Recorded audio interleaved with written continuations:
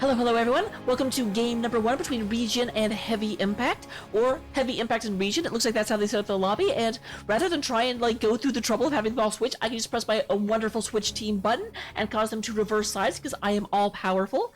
My name is Raga. I'm going to be your favorite son of wooden caster for this evening. Hopefully everyone is looking forward to this because I definitely am. As you can see, we have had some map flips, some map bans, some wonderful stuff like that. We are going to go ahead and have banned out. Oh, let's see if I can remember this. Because I am operating on that delay, we just go ahead and have ReGen banned out Tomb of the Spider Queen and Battlefield of Eternity. We do have Garden of Terror and Sky Temple being banned out by Mason Blaze, or more generally, Heavy Impact. And we are going to Dragonshire at the behest of ReGen. That does mean that first pick and first ban is going to be over on the side of Heavy Impact. Remembered how to speak. It's okay. I'm doing a great job. Hopefully all of you are ready for this. I'm ready to get into this. It does look like we have everyone currently in the lobby. We should be jumping into the game at any moment. This will be Dragonshire. I like Dragonshire a lot. It is one of the 2 maps in Here's the Storm where the offlaner is super important, but because of that, it's also one of the maps where global pressure is extremely important. Having a Falset or Brightwing be able to go and unbalance the top engagement definitely leads to things, but looks like we are going into the game right now. So let's go ahead and get on over to there. Hello everyone! We are into Dragonshire as I promised, as foretold by prophecy. We're gonna go ahead and see the first pick and first ban coming out of the side of Heavy Impact once again. Who will they take out? At this level, I do very much expect it to be more targeted than map specific. Although also, like, the map things go, and we do go and have Zeratul. Zeratul being taken out immediately by Heavy Impact. Does not want to see that. Or actually, I think that's ReGen on that side. I think, as I said, I think. No, that is. Sorry, I will get that straight. I had it in my head that Heavy Impact was the red team and ReGen was the blue team all afternoon. And so after that changed the last second, I had to be like, huh? But Mason Blaze is definitely on Heavy Impact, no question there. That's kind of my quick cheat. So with Zeratul being missing, we are going to go ahead and see Junkrat being the second one bandied out. Bandied about and banded out.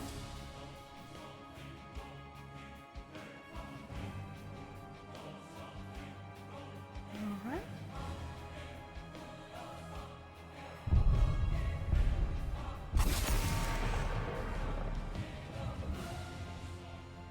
I feel like I don't know if I can actually do predictions.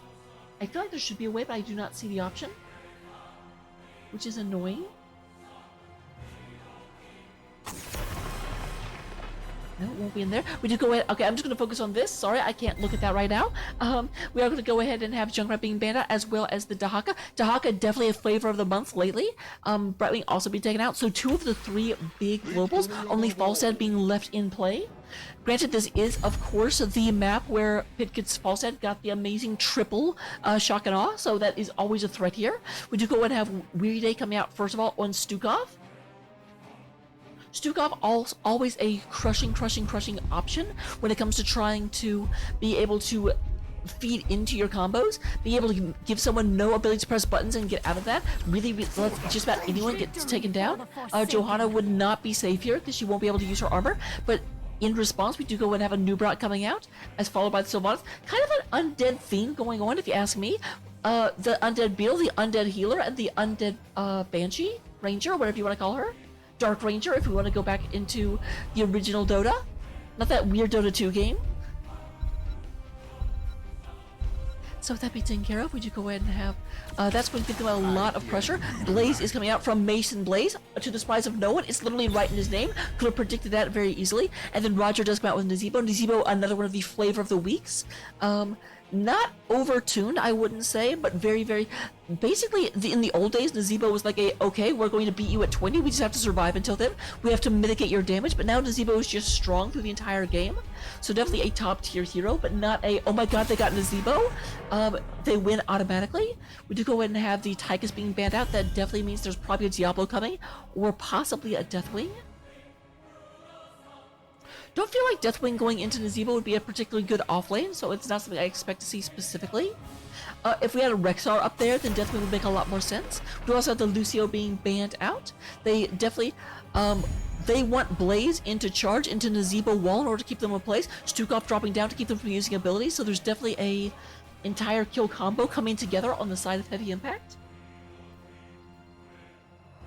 So with that being said, we do go and have our third and fourth pick. We don't have a healer or an offlaner yet on the side of ReGen. We may not have an offlaner for either side. Nazebo can be an offlaner, but I don't see it. But we do have Flyest Raven being the Birdman himself. And then Anna checking in. I know I kind of was talking over her, so I wanted her to get her words out there. All those amazing wordy dirties.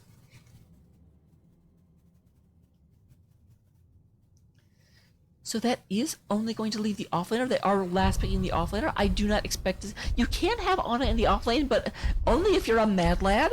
And I don't expect to see go that far. No one's playing... No one... Wildheart is not here, so I don't expect to see drafts like that.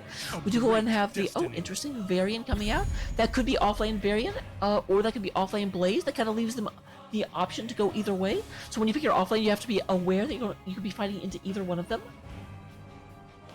And there's not a lot of offlaners that do extremely well into both of those heroes. Like the hypermobility offlaners struggle into Variant because Variant can lock them down. And then the less mobile ones, Blaze can hit with his charges a lot more often. We do go ahead and have Leoric going into the offlane. Decent pick. Can slow them both down, and just as long as you can land those spooky hands, it's very, very hard for Leoric to be moved off the point. Blaze has a great hitbox. Variant's a little bit able to sidestep, but of course if you get that slow on the swing, then that's what you're going to see. We are going to the game right now. Look forward to it. I will see you just inside, and it will be awesome.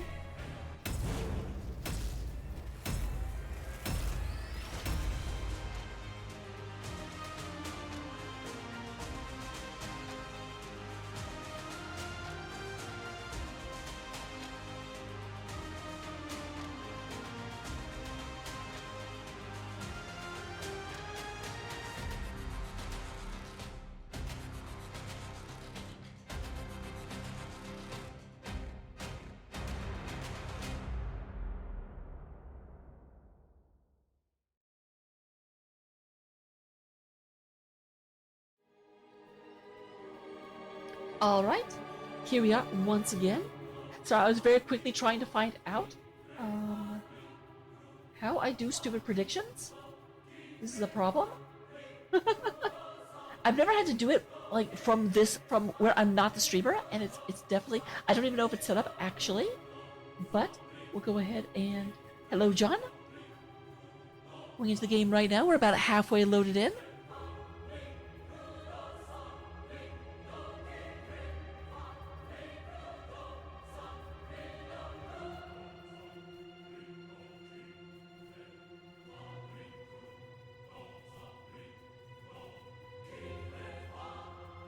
Alright, almost there. Looks like most of the players are loaded. They're just waiting on me. Sorry, players. I apologize. We do go ahead and have, coming into the game, spawning in on the side of Heavy Impact. We do go to have WH Mason Blaze coming in on that, well, Blaze, to the surprise of no one. Roger is coming in the very Blaze-tastic looking Nazebo. I love that skin. Seems to go together very well. Infrared is coming in on Mr. Greymane. Trimmer on the, Green Army guy Rainer, and we do have Weary Day riding the bottle on that Stukov. Oh, I like the little... I hadn't noticed that, but that's awesome. You can tell I'm not a Stukov player. On the other side, Rabbit coming in on ReGen. We do go ahead and have Aragonus playing the Anubarak. We do have Albatrox. It looks like... Is that Albatrox? On the Falstad. They're all too close together. It's a little bit hard. We do have Splash coming out on the Anna. Flyest Raven is actually on the Falstad. Wow, why is this? This is very jumpy. Hopefully it evens out. This is a problem. The lockstep is... Oh? I don't know who has a bad connection. Are we actually on the Singapore servers? Because this looks very, very, very difficult to make do with. I apologize, guys. This is not actually my computer. I promise.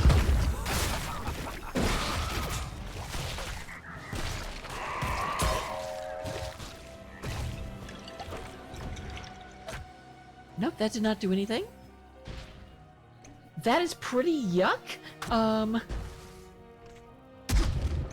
You think there is a kill onto Nubrak. I can't even see what's going on. This is a little bit ridiculous. Shrines are activating in 20 seconds. I'm going to kind of try and cast this as best I can based on what I can see. Things are getting a little bit better. It looks like we do go down to Albatross and Splash.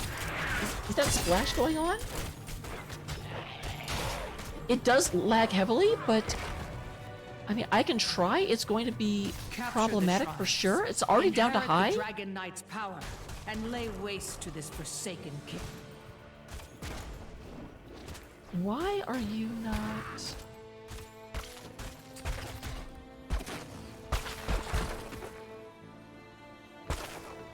Everything is. You know, we will go ahead and go down real quick. I apologize for this. I will try this, but I've literally never had a problem like this before. So this is odd. This is also going to cause it to sit here for just a second while it tries to like push all this to effect mid-game, which is a problem. I need my better computer back.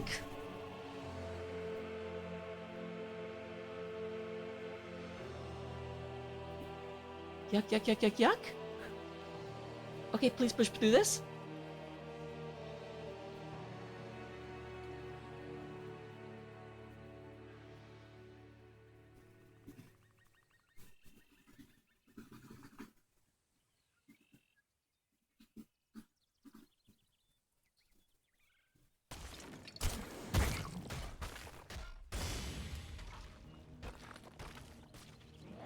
Okay. The slash prediction actually worked. That was really weird. Let me get this real quick. Let's catch it up.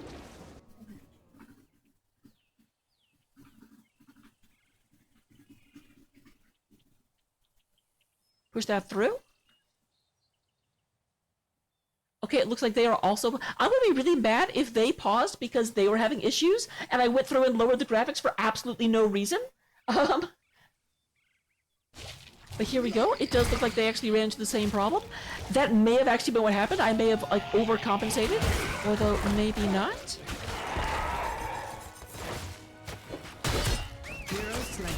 Oh, this is yuck.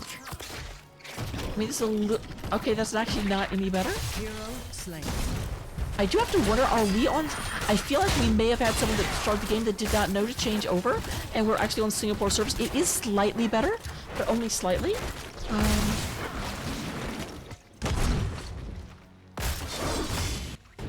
Because if you don't know, recently Blizzard kind of eliminated the, I think, West Coast servers. I don't know. I actually shouldn't talk about things I don't know. We do have a lurk at the top. I'm just gonna go ahead and push forward with what we have.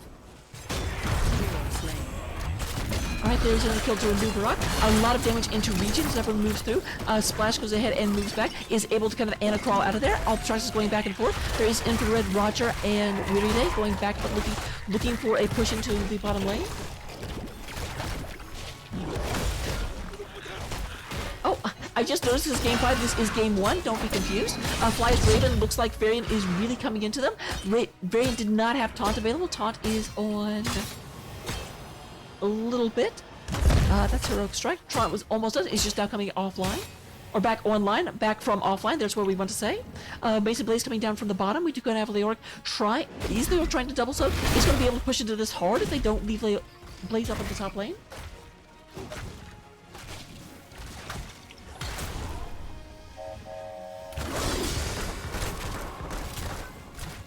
Alright, here comes Rita coming to the bottom. There is Roger and Infrared kind of jumping in. My cat just jumped up and actually ran right to my stilettos. I'm sorry, kitty. Albatross goes ahead and scouts that out with a Banshee Wave. We've got Weary Day in the area. Stukov, I appreciate the thought, but you aren't actually a tank.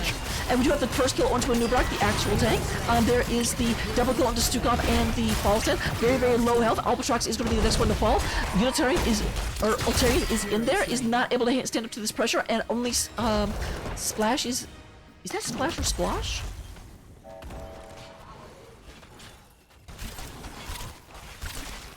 I'm going to say Splash. I'm blind as anything. We do go ahead and have in the middle, the Dragonite is picked up by Blaze. I'm back into it. I apologize, you guys. things are a bit more visible at this point. Dragon Knight is going to move directly to top lane, which is interesting and unexpected. Is this purely to get experience? Would you go ahead and have level 10s taken on the side of Heavy Impact? Go for the throat on the Greymane. We do have Shield Wall on that variant. Massive shove coming out of Stukov. Bunker drop on the Blaze. And then Gazebo just does not know. Meanwhile at bottom, the 4-man is to push in. Roger very low. Is having to Stukov step out there. Stukov strut, that is the new dance move. Would you go ahead and have Leoric being taken out by that variant?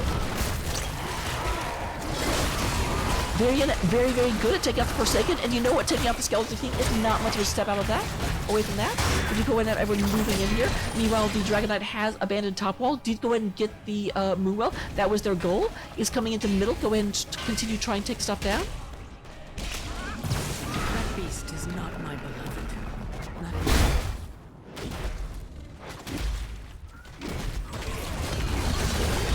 and they just do not stop. I gotta tell you, that combo, it is called somewhat derisively the Training Wheels combo of just variant charges in taunts. So Stukov drops down the silencing puddle in order to be like, you can't use abilities, you can't save yourself, and then just the damage before they can move away is critical. I do have to.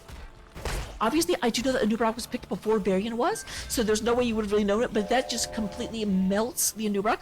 Anub'arak is not known to be a very tanky tank.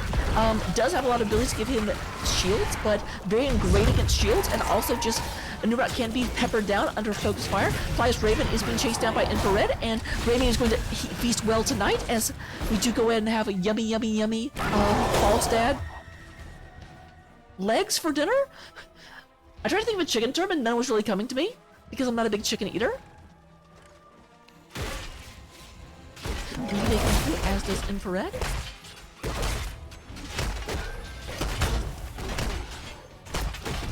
Looking on the other side, we do go ahead and have Nano Boost coming out of Anna, Mighty Gust, Entomb, Mind Control, and Cocoon. And then we did eventually get Gargantuan from Nazibro. Mesa Blaze moving down into the bottom, going to go ahead and try and get this experience. Flyest Raven is in the area to prevent that, but does have to worry about this mercenary camp and doesn't want to expose too far. There are people missing on the map, most notoriously Greymane. Up in the top, we do have Tremor going back and forth, as well as Roger and Weary Day.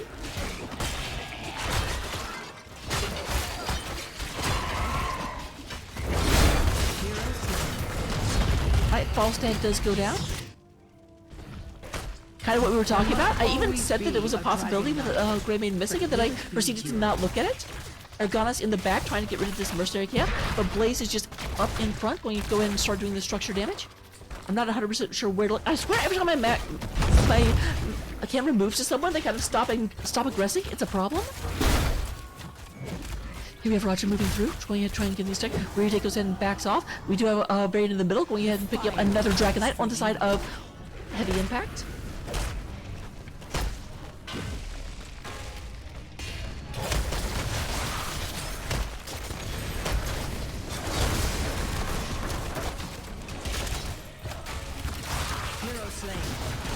Alright, Leoric does go down. Again, there's action is all over this map. They do not do the 5 fingers to a fist. They kind of spread out everywhere. We do meanwhile have Roger, Weary Day, and Mason Blaze up at the top taking out this fort. It does look like middle fort will be defended, at least for the time being. Varian going to fall out of this Dragon Knight very soon. Flyest Raven is here, ready for the blow-in. But everyone does move out of top and they don't end up going for the engage. And actually, remember when I said that fort was going to be saved? I might be a big old freaking liar. It's entirely possible. So all 3 forts are down on the side of Heavy Impact. They still are up about 2.5 levels at this point. 13 kills to 2.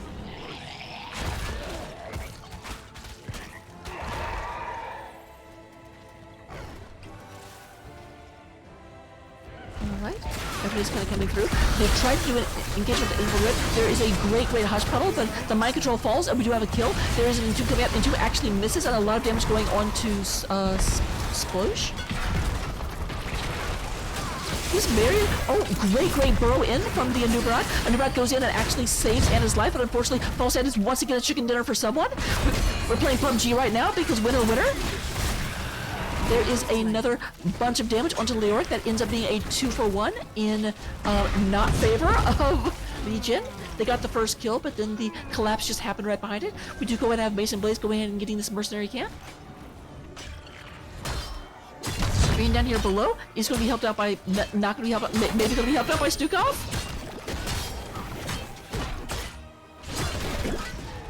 Meanwhile, Mason Blaze can come over here and get this other one. They're just painting this map blue. They're just walking around with a big old toothbrush. One of those rollers if we were playing Splatoon. And make use of it. Still, the experience gap has gone up to almost 3 levels, about 2.75. And Aragonus does go down under the crushing aggression. We do have 5 fingers to a fist as Heavy Impact just moves in. It does look like Splash is going to not be making a splash unless we count their blood. I'm gonna look right now. Is that? Control. I can never see it very well. And the Dragon Knight's power is yours. Why can I not? Okay, it is Splash. For some reason, I swear I kept moving around. I could not tell if it was Splosh or Splash for the longest time. Everyone else's name was super easy, but for some reason.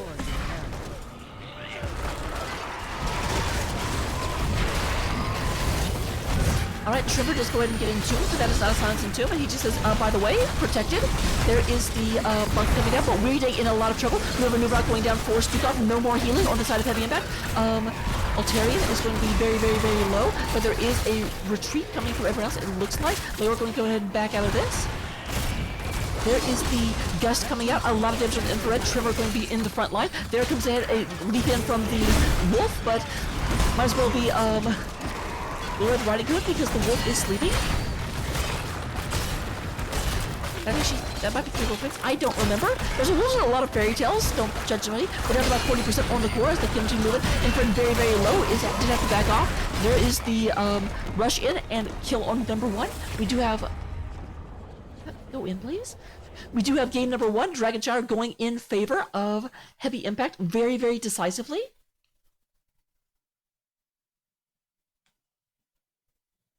That was fun.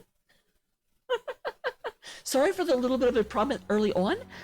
Because they also paused, I don't think they were waiting for me, but it's possible. Regardless, we'll go ahead and look at talents real quick. Copy them down, love them, hate them. I'm not actually going to talk about what is the right build because these players are aeons ahead of me. But this is at least where they were building if you want to look at their builds and copy them for yourself. The only one of these players I play with any regularity, actually there aren't any. I'm an offlaner and I definitely do not prioritize Leoric, Blaze, or Varian. To go ahead and have, oh, interesting. I usually see the other one there. Did take Medieval Peasants for faster camp clear, Willing Vessel, Entomb, and then Spectral Leech. Only one I can kind of talk about. We'll go ahead and see you for game number 2, ladies and gentlemen. Look forward to it. I know I will. Hopefully we'll have less lag at the beginning.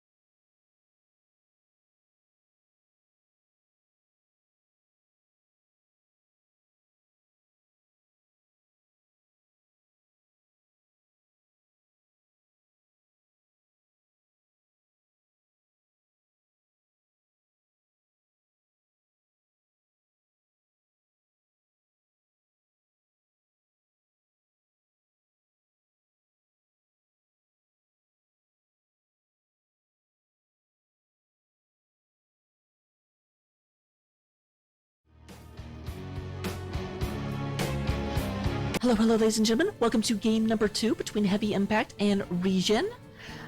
We are going to be going to Towers of Doom, which is actually super because, like, randomly the in-between music soundtrack was Towers of Doom, which I just kind of love. And actually, I don't even get to talk about the map. It's a map. There's towers. You click them. Things go off. Going to the draft. Wow. We are going to Towers of Doom, as you can see at the top. Well, okay. As you're about to be able to see at the top, we do once again have first pick and first ban over on the side of ReGen. Heavy Impact did pick both the previous and the current map because ReGen wanted first pick. I presume they won the point toss, but I'm not 100% sure. They didn't send me that part. And then after losing game 1, they still want first pick. So this is going to be the pick of Heavy Impact. So Brightwing going to, this is even more so than Dragonshire, a map where globals are extremely important. Brightwing once again banned out, Azeratul once again banned out. Are we going to see any variation? We also did have Dahaka, and I don't remember the fourth ban from beforehand. I know it happens, I know it's coming, I know prepare for it. I love my heart.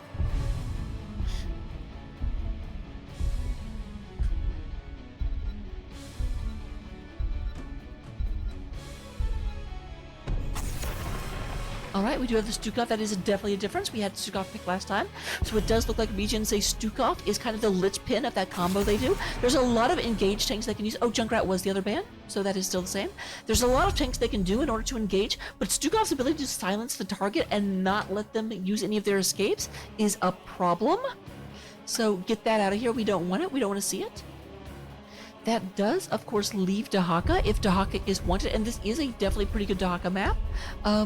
That Bush Stalker, you can very, very regularly hit the grass going between the lanes, or the fog, whatever you want to call it. And indeed, we do have Dahaka being picked up first by Altanian.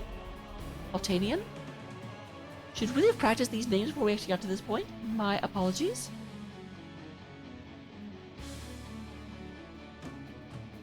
So with Dahaka, that's obviously going to be the offlaner. Although in this map, this is a map where the offlaner doesn't matter as much because you always end up double soaking, so the offlaners barely even get to interact.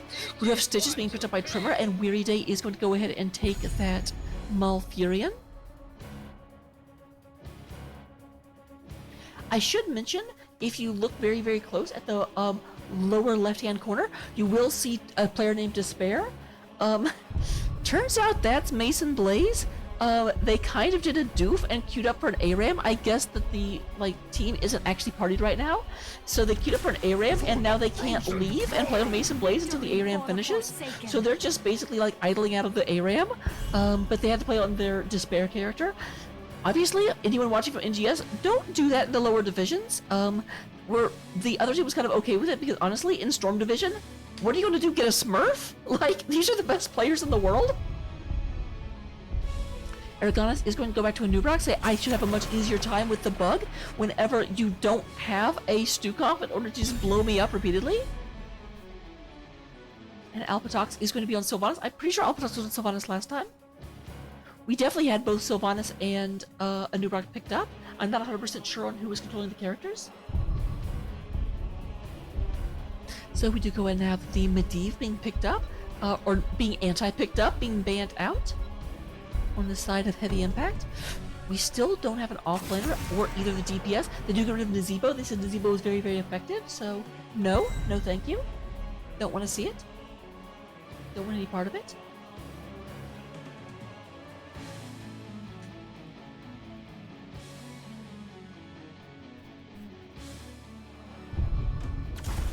Let's fly.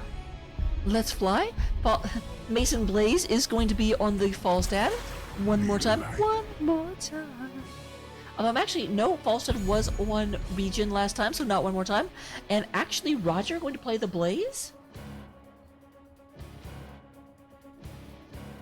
I'll have to see if something actually changes there. That does not make a lot of sense to me.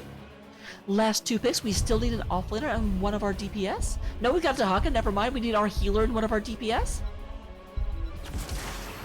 For the alliance of And they are going to go and get... I was actually thinking of Anduin. After the blow-up thing they had going on, with Anduin, you can kind of, at least once every 2 minutes, pull someone out of danger. So they go ahead and commit to their big combo, and then Anduin just says, nope. As I say, and I'm sure I'll say in the game too, Anduin's pull-out game is very, very strong. Varian has kids, Anduin doesn't. Think about that.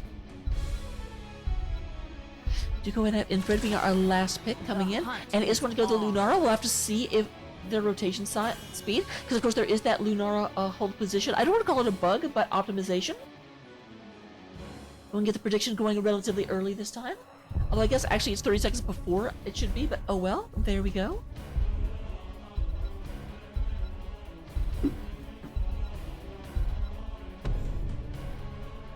So with that being said, we're going into the game right now. My lovely and amazing face is going to disappear from your monitors, but I will see you after game, and I'll talk to you the entire time. Don't you worry.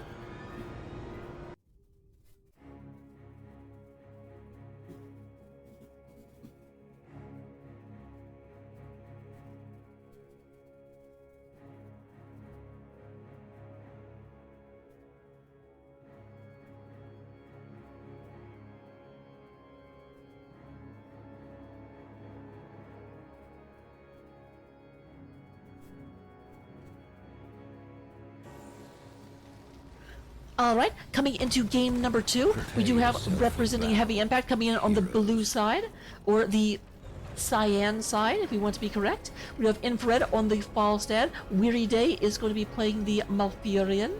We do have Roger on that Lunara. Mason Blaze is back on Blaze. There was indeed a switch. That confused me a lot. And then Trimmer is going to go ahead and play the Teddy Bear Stitches. The battle begins on the other side of the battlefield. We do have Aragonus once again on the Bug. Nubarak. Splash is going to be on Anduin. Albatrox is on the Sylvanas. Altarian is going to be on the Dahaka, that's his name, and then Flyest Raven, not going to get to be on the Birdman. He's going to have to go over to Genji, which is not bird-like at all. Feels very, very not okay. And I am kind of looking at Roger, and already I do see the hippie hop manipulation. We are moving very, very, very quickly around. I've actually wondered, I kind of want to try double soaking with Lunara. You just look at her outpace everyone else. Sort of incredible.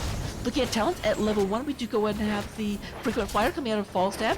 New Habits coming out of that there Blaze. We do go ahead and have Enhanced Agility. I kind of mentioned that one as well. So go me, look at me being smart.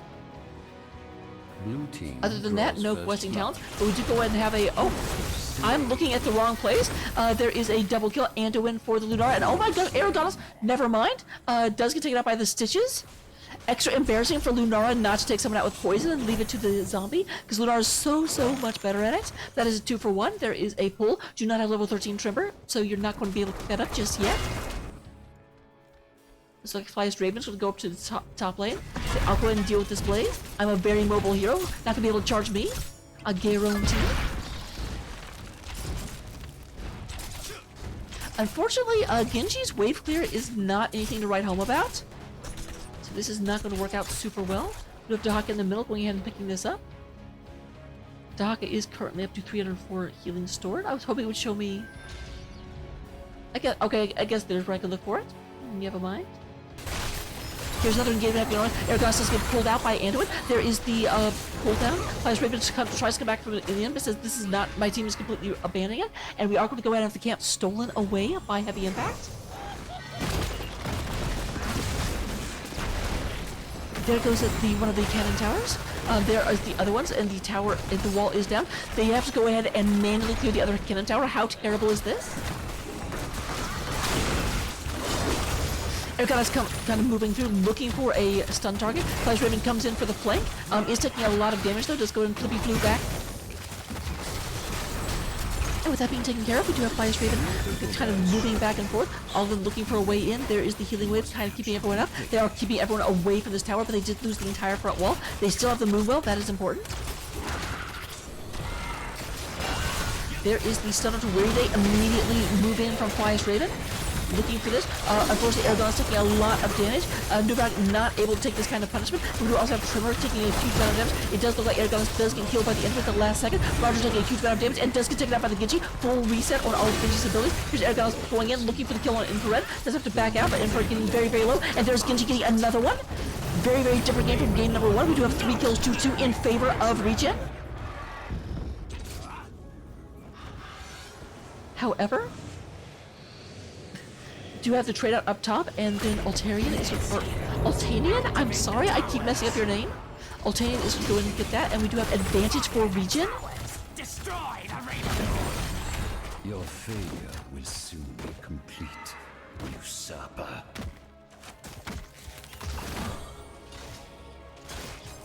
And coming up here in order to continue double soaking, Aragon is going to go ahead and move out. There is a great hook into the Anduin. I'm sorry, you can't pull yourself out. Your pull-out game is not quite that strong.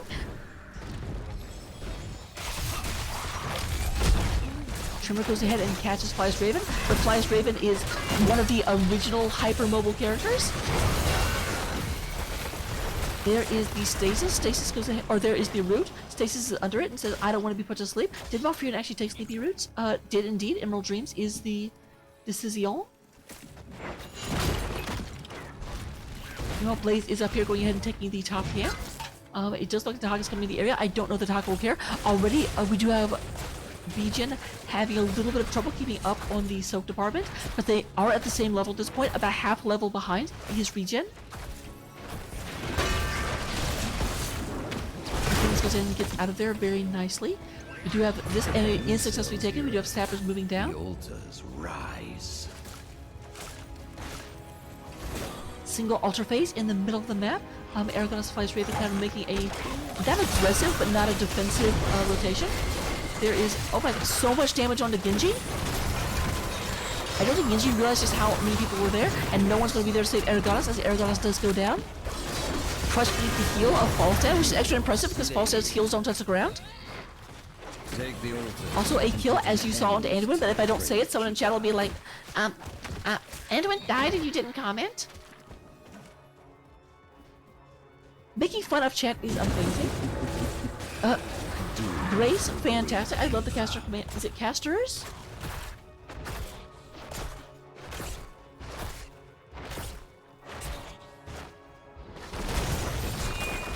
To go and have a lot of aggression onto the lower lane. Just like him, Impact will go in and pick up an extra tower. Falstad flies all the way to the middle. It does look like it's getting in position in order to counter a flank. There is a Aragon's going in, and a lot of damage on the Trevor. Trevor does go ahead and go away. There is the Tranquility coming out. I mean, a lot of people. There is a 4-on-4 going on. Actually, a 4-on-5. It does look like they have been joined by their offlaner.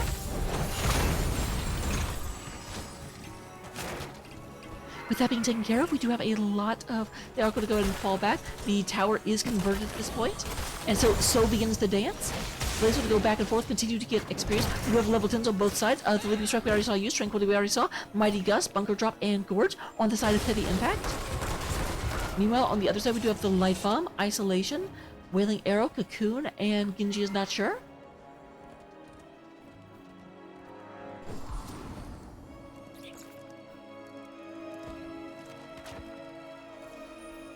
Once more, the altars rise from the depths. Alright, there goes that is the burrow away for Aragonus. Just go in and stay alive, but that's the problem. If all you're doing is not dying to the engage, you're not actually getting any work done.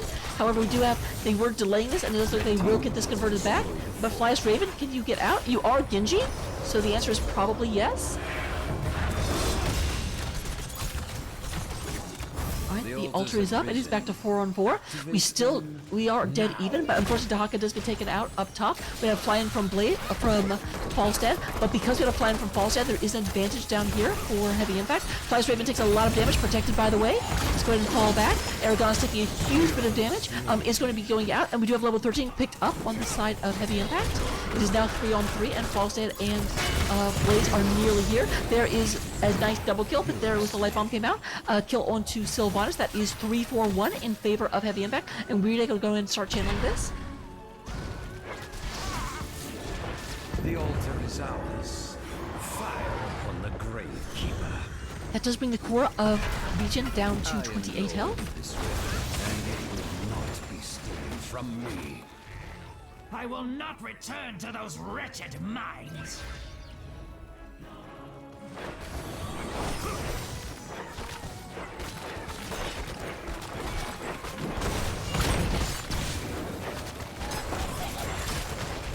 Alright. Little explodey boys run in. Fantabulous. Fly's Raven goes ahead and moves in, tries to get a little bit down to Stitches. Stitches, you can't bloody box Stitches, he'll just eat you? I love that. Like, it's not surprising, like, you kind of knew what happened. Oh, Aragonis, I'm sorry? That is not what you want to see. There is the gust incoming. Go ahead and get back. We're not finished killing you yet. Splash goes ahead and gets the light bomb or gets some extra health, but Splash is not going to survive. Lunar goes ahead and hunts that down. There's another fishing hook comes out, but it does not actually, nothing comes in. No prime subs for them. You on top, you have a battle going on between Dahaka and Despair. Mason Blaze. I feel like I need to say that every time, so I was like, who the heck is Despair? The altars rise again.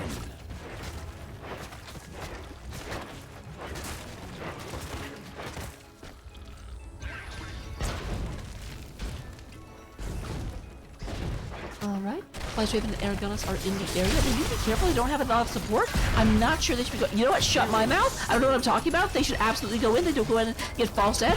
More chicken dinner coming out. Albatrox and Tremor. Tremor does get eaten by the Gorge. There is the Sleepy Roots coming out. A lot of damage onto this. I like that combo. Another hook comes out, but another go away, but Aragonis does not have a lot of health. Does get saved at the last second by the Anduin. Very, this is a 4 versus 5. Fly's Raven goes in. There's a nice light bomb catch a lot of people. Silence goes down. We have the Malfurion going out of here. The bunker is down, but very, very low health bars in between. Trevor is not going to be able to survive this and does go down. Aragonis backs up. We have Despair and Roger, the sole survivors that engagement. ReGen has a moment if they can do anything about it. However, while that happened, we did go ahead and have a Sapper Camp make it through and did shell into this, knocking us down to 25 health on the ReGen core. Another kill happens onto Blaze. They are out for blood. They want this. They go ahead and get Blaze and Lunara. We are up to 9 kills to 11, still in favor of Heavy Impact, but so much less in favor than it was a second ago.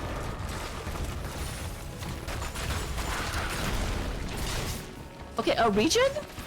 Like, your opponents will respawn. Someone should probably get this, unless you're going to take a tower. Alright, we do have Flash Raven moves over there. I was concerned. So we do go ahead and have Albatrox moving over here. It's going to be able to start pushing in on this. So they do want to go ahead and get Sappers in order to help them take it back really quick. 26-25, very, very even. This is Towers of Doom.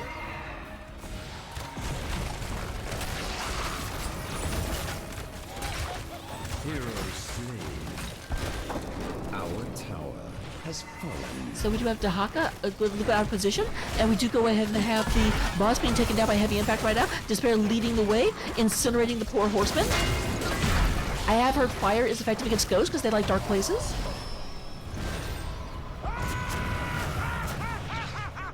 This does knock the core down to 21 on the side of ReGen. Meanwhile, down here we do have Trevor moving in. Trevor a little bit by himself though. The rest of the team did go ahead and safe rotate. There is the pull in. Anduin is, or that is Genji. Genji is sleeping.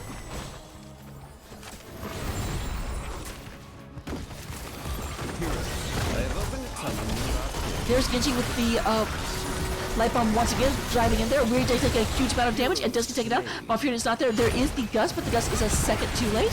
There's the Unstoppable coming out, and it does look like Roger is going to be the next one to go down. They're moving in. Stitches is there. Stitches is being defended by the tower, but Sylvanas turns the tower off. Says no helping shots for there, but the tower is back on. Sylvanas only lasts for so long. And then they do turn. They say, tower? You will never betray us again? Actually, you might as they start to move away. Shut my mouth.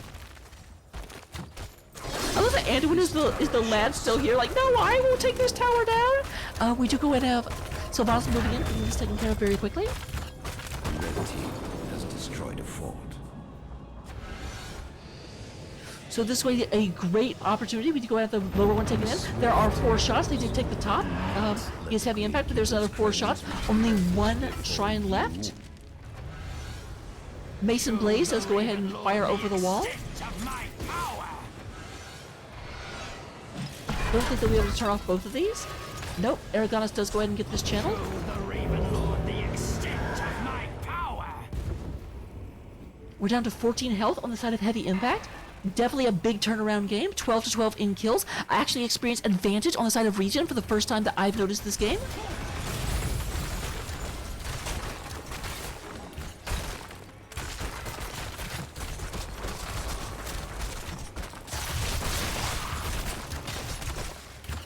Red team has destroyed a fort. The team has destroyed a fort, indeed. I love that the moon welcomes back when you do that. Destroyed a fort.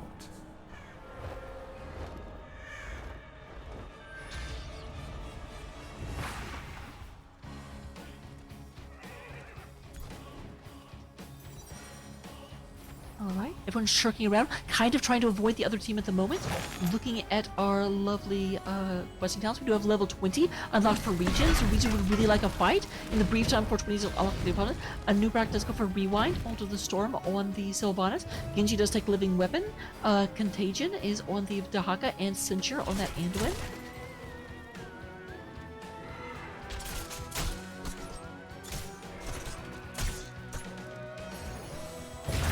The are rising heroes. Do get ready. Looking at Dahaka, they have finished Enhanced Agility.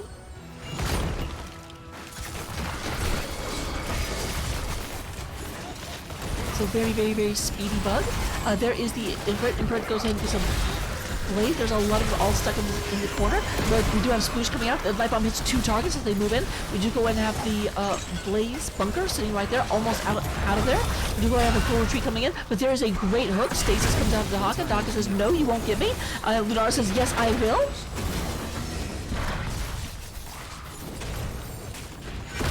So full disengage happening from ReGen right now. No fatalities. A lot of ults committed to that on both sides. Currently the only ult that is up is the X-Strike from Digi. X marks the spot, and X marks your grave. We do have NG channeling the top point. I don't know if they actually fully realize this yet. And that is taken, so we are down to 10 health. As the engage happens, Aragon is kind of very, very aggressively postured. They're looking for something. There's the fishing hook out. The Trimmer is not able to land it.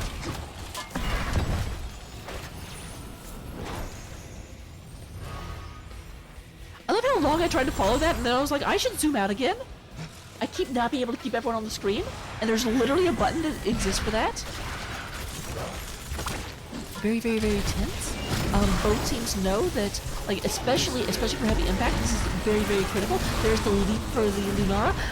The Gust comes out, kind of holds Fly's Raven in place for a second. There's Despair. Despair actually misses with the charge. That is kind of critical. That is their engage.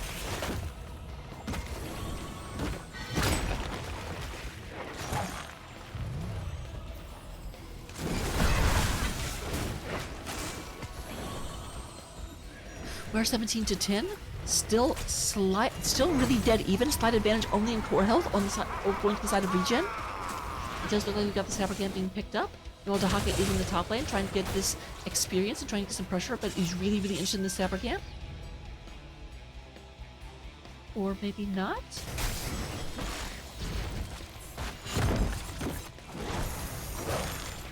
Alright, he does come down below. But it's kind of in the middle of a lot of problems. Does come out, but the team is not actually there to support him. Let's go ahead and move out of the bottom and just hyper move because he's Dahaka. He does that.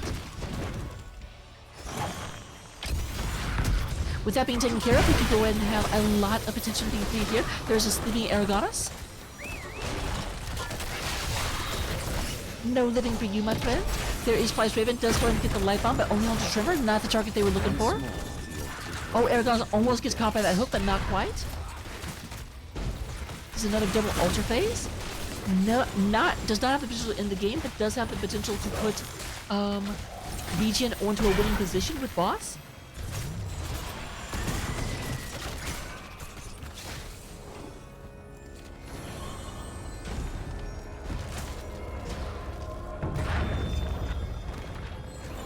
So Dahaka is coming in from below.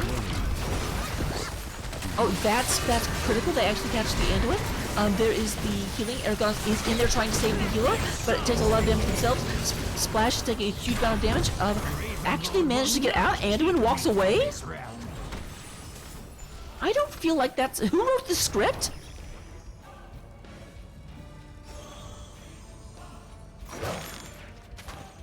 Another fishing hook, but a narrow miss. And we actually do have... Both of them were, in fact, channeled by,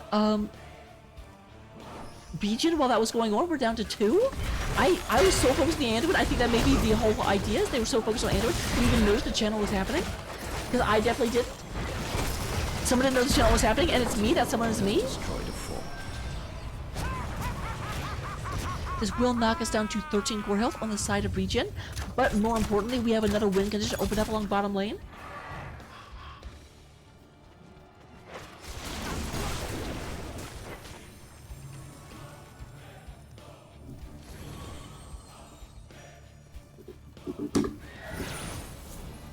Alright, with that being taken care of, we do go ahead and have the normal defense. They're going to try and keep this from being taken back. Full 5-man is here for both sides. This is team fight country. Trimmer does go ahead and get eaten. Or eats an opponent, and we do go ahead and have the root come in. Pull out from Anduin, does save Aragonis' life. Rise again. Nice stun from the Anduin. In a single altar phase, this altar could decide it. You must get this if you are heavy impact. Thankfully, there is no Sapper Camp moving down the lane. And once again, the hook comes out. Protect. And there is the nice four-person stun coming from the light bomb as it moves in. Trimmer goes ahead and takes a lot of damage. Rede is looking not too healthy. There is the pull out onto Aragonis. The burrow comes out from the Utaria. And we have kill onto double kill happens as well. There's killed them off Furia, but we're going to have the Genji going out 3 for 1 in favor of heavy impact. And here come 3 more shots, knocking us down to 10 health. You have done well, heroes. Let the great never mind power. Your powers will be more grave, like all the others. As I mean, really, and I don't mean to put it onto one person, but that's all. Anduin just has to be very aware of where the Stitches is, because every time they've had an advantage is because they have to pull Anduin, and Anduin does not have an easy escape. I do feel like when the Stitches came out, they kept picking people that had easy escapes. Dahaka can, like, burrow charge out.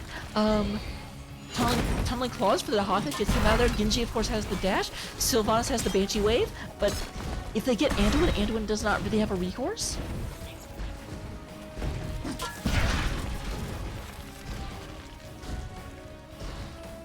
The Spirit is going ahead and starting to move in.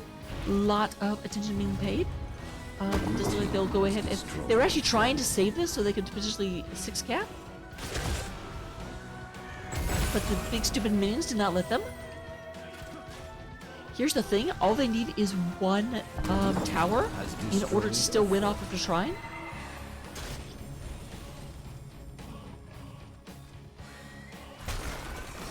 Yeah, I realized that whenever they dashed out.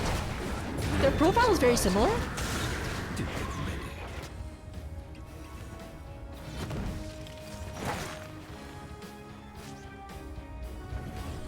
I love accidentally missing and hooking like Archer Mini. The Archer Mini is just like, patow! Red team has destroyed a fort. Alright, we do have the bottom altar. Now here's the thing, because obviously Heavy Impact does have the ability to stop rotations. The red team cannot come in through the bottom lane because they don't own that position. There is Fly Straven. Fly Straven goes in. Riri does get hit, but does manage. There's a Genji was slightly too far away in order to do the full X strike. Steve comes down onto Altarian. Riri takes a lot of damage, just have to fall back down to about 100 health. We do go ahead and have to move back and forth. Aragonis looks not too healthy right now. But a lot of low health bars on the side of the blue team. There's Edwin just doing all of these waves. There is another hook onto the Genji. Genji does protect and go in and go away, but it looks like Aragonis is going to be taken out, is poisoned to death, quite literally. And we also have a kill onto the, just a kill onto everyone. Flyers Raven is alive for the time being, but that is not going to last. Hero slain. This is going to be a math number of damage. Looks like 5 coming out. The altar is ours. And it looks like they may decide to go ahead and try and siege. Grave keeper.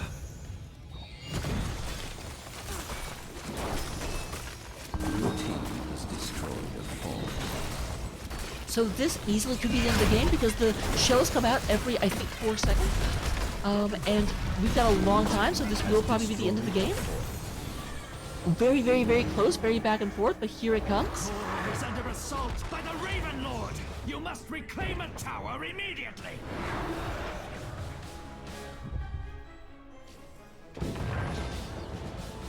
Okay, I was going to try and follow it, but there's no way you would just get whiplash.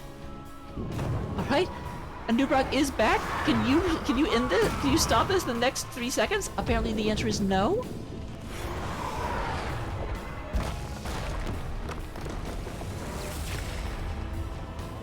Game number 2, after a very, very, very back and forth, after something that I really, really felt like ReGen had the game, does go back and forth because this is Towers of Doom, and that's what it do.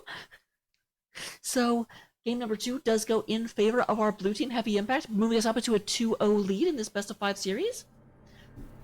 Looking at talents at the end of the game, we can look at stats real quick, but I don't like stats too much. People have a tendency to hyperfixate and be like, oh, look, Roger did so much damage, but again, Lunara kind of cheats because she is so damage loaded, but the damage can be healed back as it gets done. So I don't really like talking about these numbers too much, but here they are. Good, you've looked at them. Pause if you need to. Here are your talents. The Lunara goes for the Sentinel Wisp, followed by Siphoning Talk. Interesting. Definitely, I think that's because she was off, like, going to be side-soaking so much they want some degree of healing for her by herself. There's the Wild Vigor. Very different build on Lunara. Polished Magic, Varying Spores, and Boundless Stride.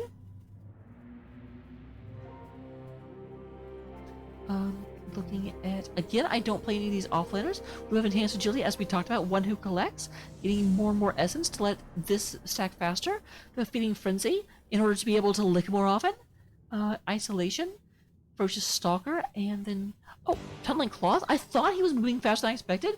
Not usually the 16 I see. And then Contagion. So with that, we'll go ahead and go into game number 3. Look forward to it. I know I am. See you guys in just 1 second.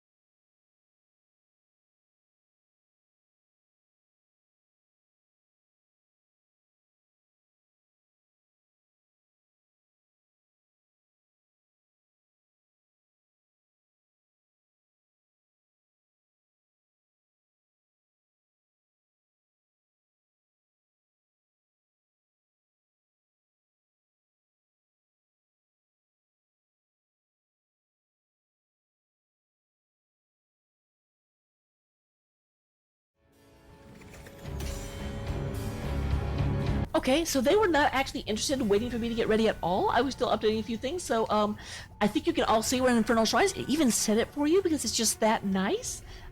This is going to be, once again, the pick of Heavy Impact, which means first pick and first ban does go to the side of ReGen.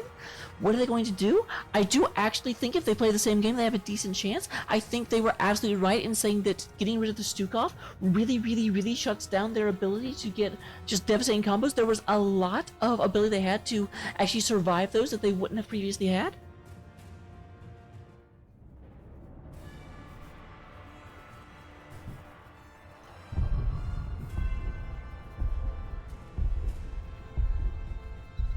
One second while I slightly cross my legs. My legs are falling asleep and it's a problem. They do go to get rid of the Bright Wing, which is, I mean, pretty consistent ban for them. But if they go ahead and get rid of that, are we going to have a healer choke? We are back with Mason Blaze, but they're not playing on Despair anymore. Despair. Oh, interesting. Medivh first ban. We have seen the ban Medivh in the third phase before, but this is a higher priority than we normally see. I just looked at the preview monitor and noticed that I was like literally reaching down and pulling my foot up. My legs are tired, you guys. And we go ahead and have the Zeratul being banned out as well as the Stukov. So will we actually see the healer picked first? Are we going for something of a healer choke? That is the question. They definitely have the ability to. Nope, they do get Junkrat. Junkrat was not banned out this time. They did go Zeratul Medivh instead of Zeratul's Junkrat, and so Abatok says, nope, you gave me Junkrat, I'm taking Junkrat. You will rue the day you gave me the Australian. Grant us strength. I don't actually know if Australian is, or Junkrat is Australian, but I think he is. To go ahead and have the Vala coming out along with Malfurion. Weirday does notice the healer choke and says, well, let's go ahead and get this now. Don't give them ability to take away a third and then fourth healer from me.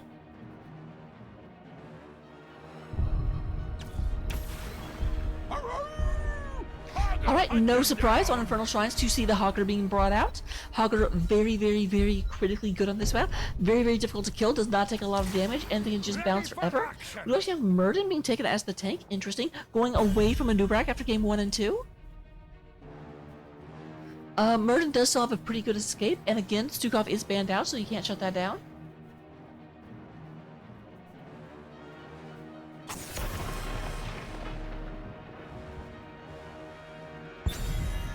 So we do going to have the Decker being banned out.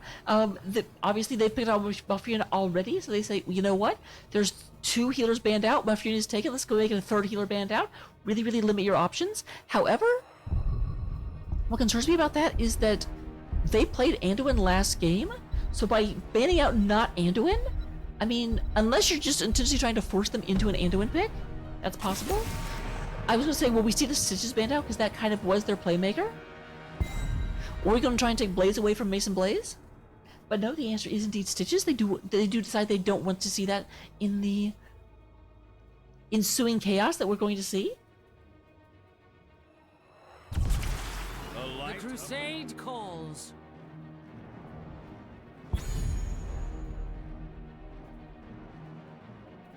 So we have, oh, interesting, Trimmer coming out onto Johanna. First time we've seen this hero.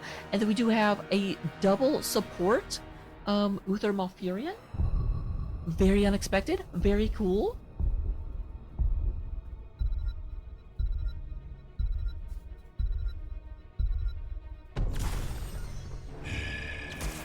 Anna checking in.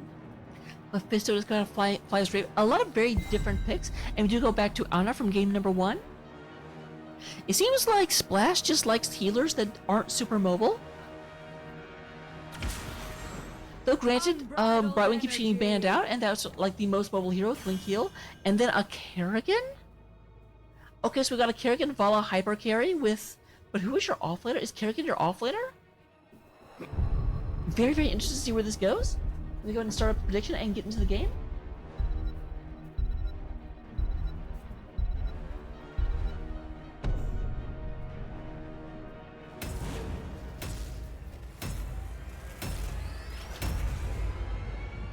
See you there, guys.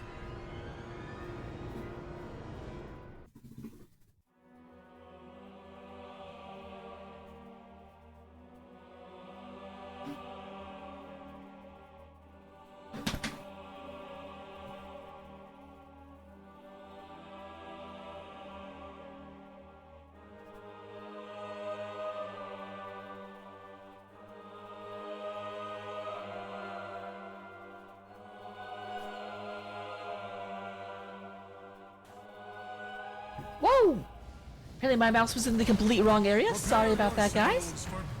We are going to go ahead and get into the game right about now. Weary Day is on the side of heavy impact. The Imperators of the Inquisition? I don't know. I like alliteration. We do go ahead and have Mason Blaze coming in on the Johanna. Getting off of Blaze for the first time. We do have Roger on the Vala. Trimmer coming in on Kerrigan. We have Infrared on the Malfurion. And then, no, Weird Day on Malfurion. Infrared is on the Uther. Misclick there. My apologies. On the other side, the Rapscallions of the Revolution. We do go and have Aragonus going south on Malfurion. We do go and have Albatrox on that Mephisto. Flyest Raven on the Junkrat, also heading southbound. We do go and have Altarian on the Hogger, and then Splash on Anna, checking in.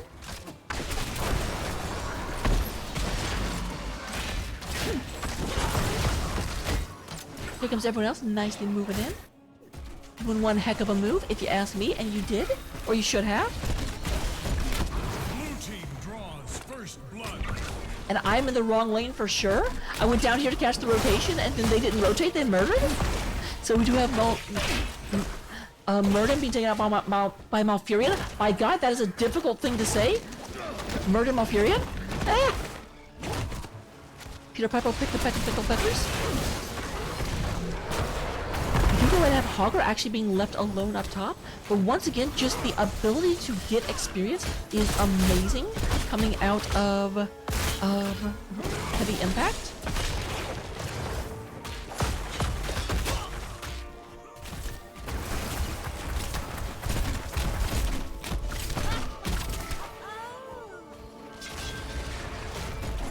Two camps being picked up almost at the same time. Here's Trimmer coming through.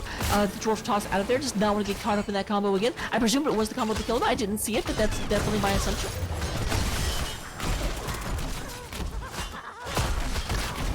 I love how I said presume and then assumption instead of presume and presumption. I know words. Sorry about the, like, kind of I need to move out. What am I doing? No, I'm like, why am I having to scroll so much? Oh, yeah, 'cause I'm dumb. Would you go ahead and have a Fire at Will coming out of that there Vala, Unyielding Power on the Mephisto and Journeyman Cooking. Interesting.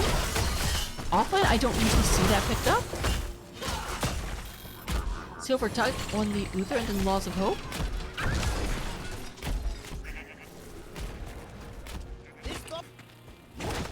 So we do actually have Mason Blaze currently in the off lane. I wondered who it was going to be, and the answer is they don't know either, it looks like.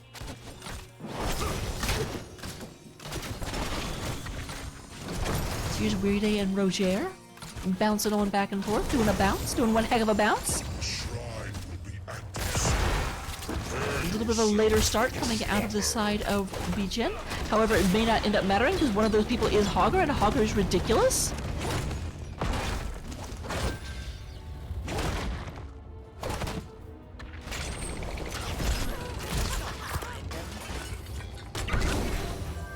Alright, Turner says, hi guys. They don't end up getting the kill, but they do go ahead and bait out the combo. Trevor is kind of a lot less useful for a while. Flash Raven does move back. A lot of damage actually landing on there. But there's Aragonus with the Dwarf Toss right into their face.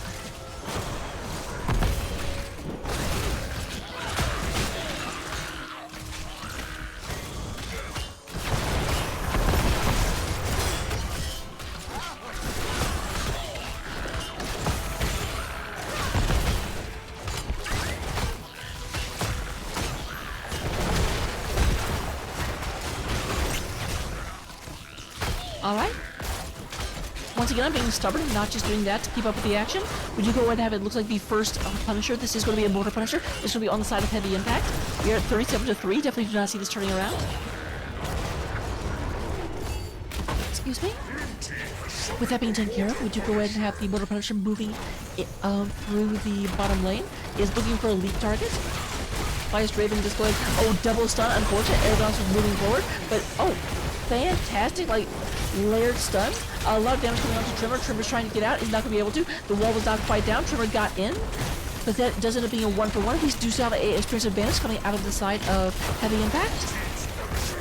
Also kill advantage, 2-1.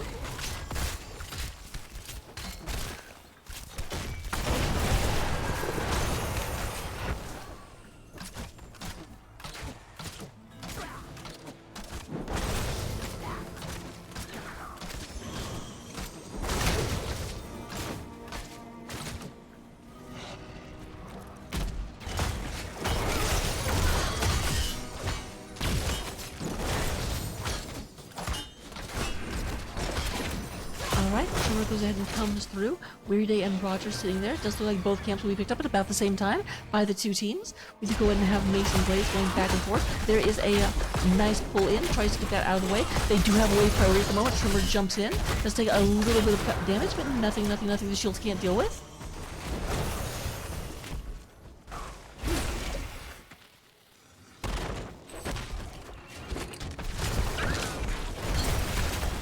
Weary Day goes ahead and gets a slept and a deaded. That's going to be 2 kills, 2 to 2. It will be down, but we do not have a bullet coming up anytime soon. However, that's actually a Punisher. This will give them priority to take the bottom lane, and Fly's Raven already moves down there. Trimmer's thinking about contesting it, but it will be 4 versus 3. They need to be careful, though they do have their heroics here advantage, so maybe they don't have to be quite as careful as they normally would. Fury is back, is not quite here yet. Alright, both sides do have level 10 now. You go ahead and have Rate of Vengeance, Tranquility, Summon Ultimus, Cleanser, and Divine Shield. There is the pull in. It does look like Hogger came down here to fight as well. This is 5 versus 4. The Ultimus is out in the backline, but it does look like we have Uther being taken out. The Ghost Uther does run around to heal all of their allies. This actually is not as good as it could be. If you're going to lose somebody, you want to lose Uther.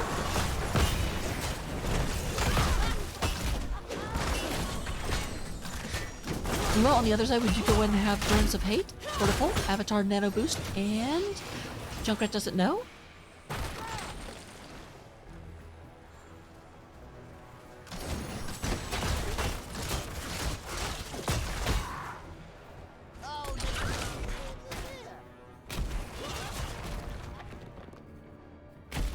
Another shrine will be ready soon.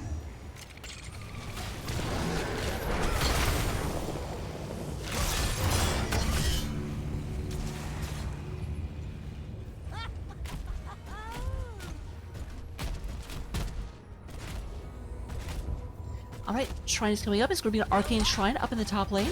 We're going to have Mason, Blaze, Roger, and Red going ahead and stopping for the Shaman camp. That is going to give a small... Actually, maybe not.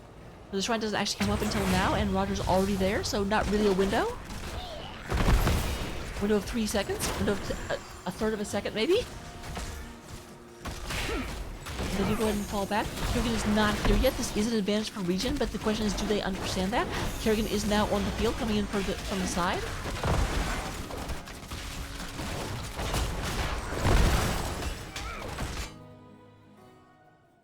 Oh, there is a pause. So with that pause, we'll go ahead and go here. That way people can't come over here to find out where people are on the media. Granted, might not be the most relevant on this game because the teams did want to come in and see things. They literally can see all 5 members of both teams. So it's not like they would know anything they wouldn't know anyway. But regardless, it's a natural thing that I always do is just move to a different scene so that people can't necessarily see things they're not supposed to. So looking at things right now, we do go and have Laws of Hope currently up to 28 stacks. That is a 10% increase of health. Health, not help. That's a different word. Alright, we do go and have Silver Touch up to 41 out of 80 stacks. The multi-shot is finished, up to 27 stacks for those of you that are interested in the extra achiever from Vala. On the other side, Yielding Power is at 16 out of 20 stacks. And then Journeyman Cooking is at 7 out of 75. Hoggo did actually take Brute Force as well at level 4 and is up to 6 out of 150. So looking at these right now, we are relatively even. 1 kill advantage on the side of ReGen. Actually almost dead even in experience. They are both just a hair's breadth past 12 experience. Or level 12? 12 experience. Yeah, a little bit more than a hair's breadth past 12 experience. Does it actually show me how much experience they have in total? I don't think it does.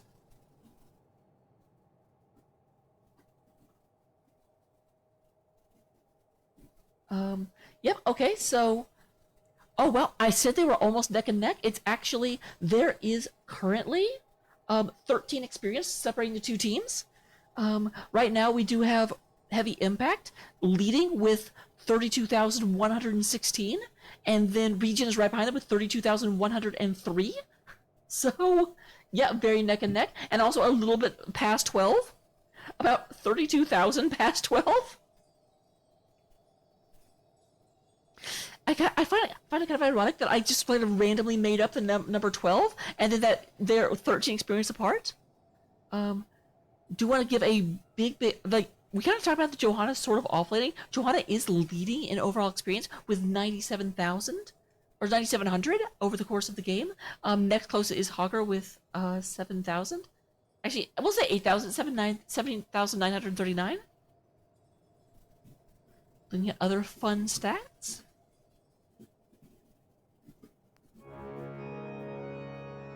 Oh.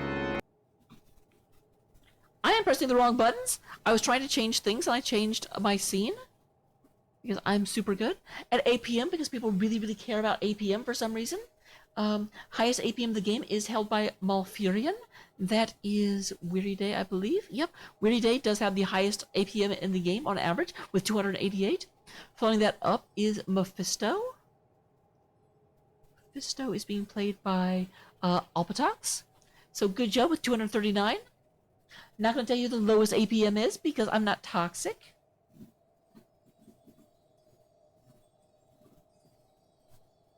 Does look like we did have some lag, so we're kind of waiting on all the players to like come back together. This is definitely not a game you want to just be like, oh, just play with a little bit of lag. It's fine.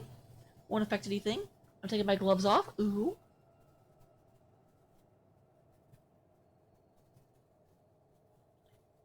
That's the problem. Anytime we get like at a pause in the third game, I'm just like, my hands are getting kind of stifled. Not having the most fun.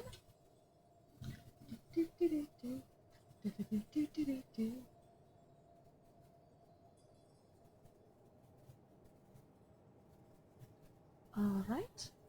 With all of that being taken care of.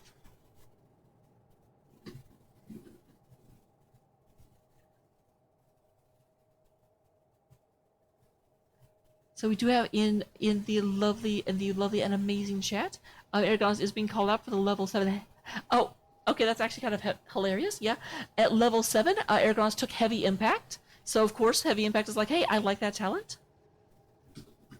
I'm not allowed to talk to them though. I thought there was some like really weird talent pick I hadn't noticed.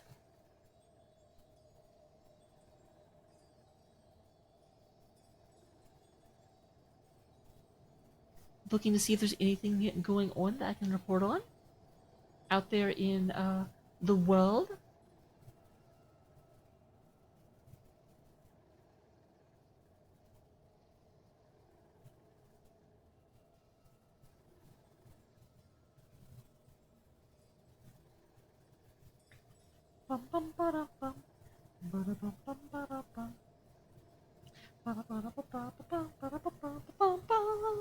Alright, at this point, I am completely out of things to say. I will go ahead and go to our in-between game screen. I'll be back as soon as we get everyone back into the game. Thank you for being here. I will see you guys in just some number of seconds.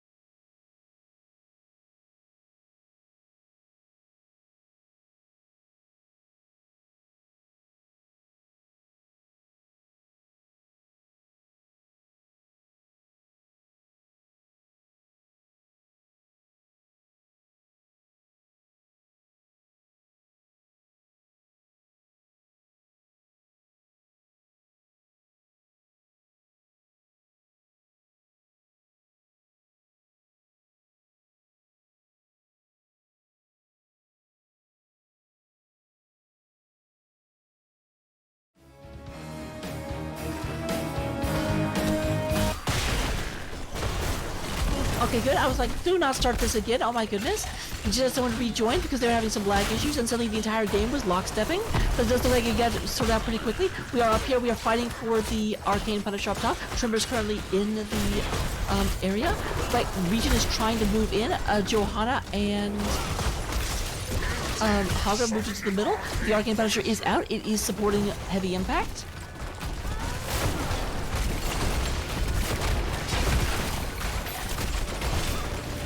So we do go ahead and have the Punisher back behind the wall. Is being focused pretty hard, down to about half health before the wall goes down. But here comes Trimmer et al. Trimmer in the game. We have a double support game right now with both Uther and Malfurion on the side of Heavy Impact, with Vala and Kerrigan as the hyper carries. Offlane Johanna, which obviously Johanna comes in and acts like a tank every now and again. Nice dope 2-person stun. Flash rating is very, very low. Just go ahead and do a little leap out, but does survive.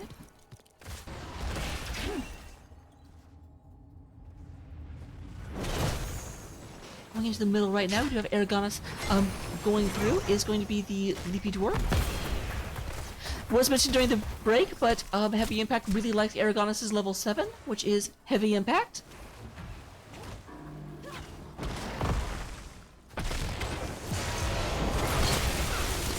Alright, within to try and make something happen, and then nothing happened, but thankfully Virgin has a lot of health, so nothing really comes of it. Here we have our moving back and forth. Albatrox is going to move down. Altarian is down there. Utanian? I'm going to get that right eventually. Utanian is down there. Does look like Heavy Impact's going to move in onto this lower camp. There are 3 members of the other team nearby, actually 4, but it does look like they're actually interested in contesting. Never mind. We have the Shade of Mephisto goes in, takes a little bit of damage, is okay. That is picked up at the moment.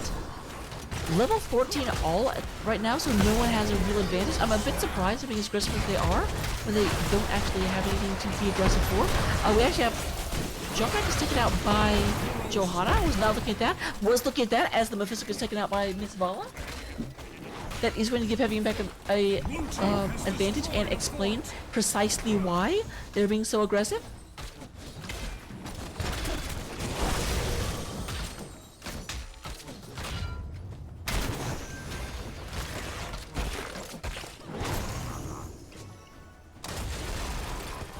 Moonwell does get taken down. I really like whenever teams do that, when they do something in order to get vision just long enough for the Khazra to turn and kill that, because it's just right there. Really, really nice play.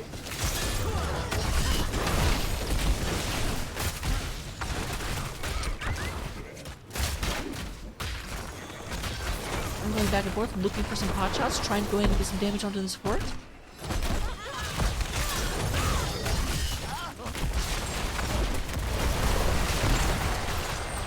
Train does move up here. This is going to give, actually it looks like it's 5 versus 5. 2 fists smashing into each other at the moment. Mason Blaze goes ahead and backs out for just a second. It did get focused a bit. They don't really want to fight 5 versus 5 underneath the fort. That seems like a bad idea. And Mason Blaze learns that as the armor goes down. There's Aragon's jumping in from the side, catches a lot of people, but Junkrat does go down. A lot of people get residual mind damage. And actually, remember I said they don't want to fight under the fort? That I might be a big old friggin' liar about that, because they totally don't care about the fort. They go in, they kill it. They do get 2 kills from it. Both Junkrat and Mephisto go down. And they may not be done. They're on top of Aragonus. Avatar comes out, is donated. Aragonus going to be down for 41 seconds, but Avatar down for 85.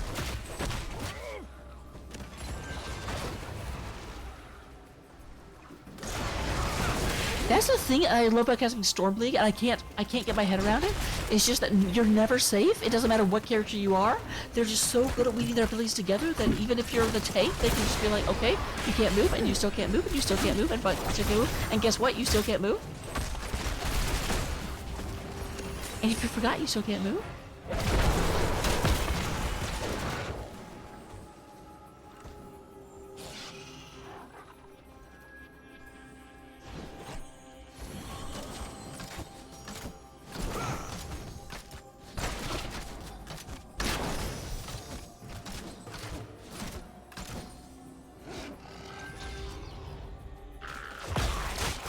Alright, we do have Tremor in the middle. This is, of course, yeah, that's just Kerrigan. Kerrigan just uses to Q whenever she wants to. She can Q if she wants to.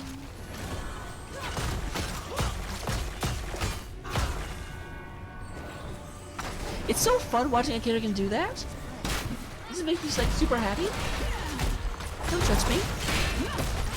So with that being said, we do have Razor Blaze going in. There is the leap over. Albatross goes ahead and gets stunned, but was in the shade form, so it doesn't end up mattering.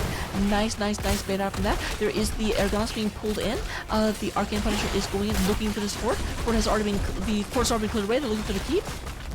Freezies come out. There is a stun going on to the Murden, but again, that is Murden. Not necessarily the target they want. Albatross goes in with the shade of Mephisto. A lot of damage on the Kerrigan. Kerrigan comes out with the Cocoon real quick. Ergonos is deep into the enemy line. Focusing on a lot of things. Here is the Riptire coming in from the side. Just go ahead and catch the people, but we do have Mephisto go down. There is a lot of damage. There is the Falling Sword. Falling Sword goes ahead and lands. Does actually just barely miss, but the Hogger does go down. It looks like we're going to have Murden not long after. It looks like we may be having a game 3 going the way of Heavy Impact. Will you stop? Having some problems with my mouse. My mouse is on full rebellion, I guess you could say. You see, they're chasing the Junkrat a bit far. I would focus on the core. It's down to 90%. They still have another 20 seconds before their opponents are all back. And Follow does finally get the Junkrat for whatever good that is. Down to 40%. It does look like we're going to go ahead and get this taken care of.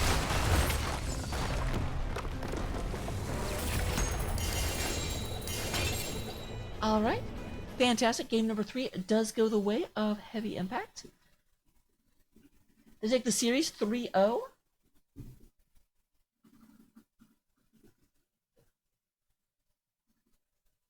So let me go ahead and see if we can get an interview. I don't know. I don't know if they usually do interviews in Storm Division, so we may get nothing. We'll try.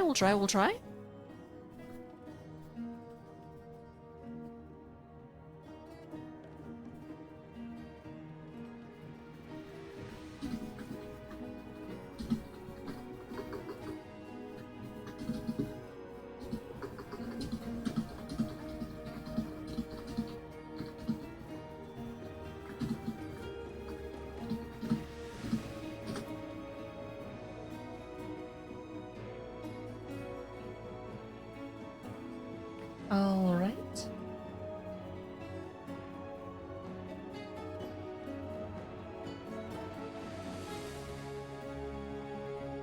So we'll just go ahead and see if we get an interview or not. Nope, it does look like they're like, you know what, we just have a 3-game series, we're good. So, we'll go ahead and look at things at the end of the game. Let me go ahead and go back to the game screen. Trying to protect you guys from the way I've got things set up. Looking at the talents, here they are. If you want to copy them, if you love them, if you hate them, if you want to put them in your pocket and take them to the court, I don't know. But regardless, enjoy them. Looking at them, the only characters I really play, again, I don't really play any of these a whole lot. I am such a not well-rounded player. So, sorry about that. We'll go ahead and get you rated over to somewhere else. Good games. I'm glad to see them. Game number 2 was so incredibly close. It really could have gone either way. Excited to see where ReGen goes from here. And again, Heavy Impact, definitely a force to be contended with. Looking forward to see them in future weeks. We'll go ahead and go over to Frosty Hots. It does look like Frosty Hots is currently casting just a little bit close where we are now, the Nexus Division. Jin M versus Match Ready. I'll go over there, look forward to it, and I will see you guys the next time I cast. Thanks for being here. Sorry for the somewhat technical difficulties in game number 1.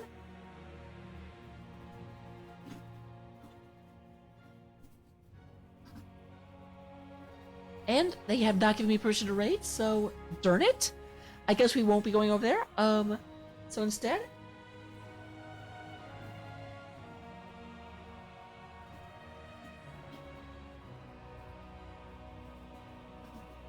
I'll just do that. Click on there if you want to see the game. It's amazing. If not, I will see you guys next time. Thank you very much for being here, and you are awesome.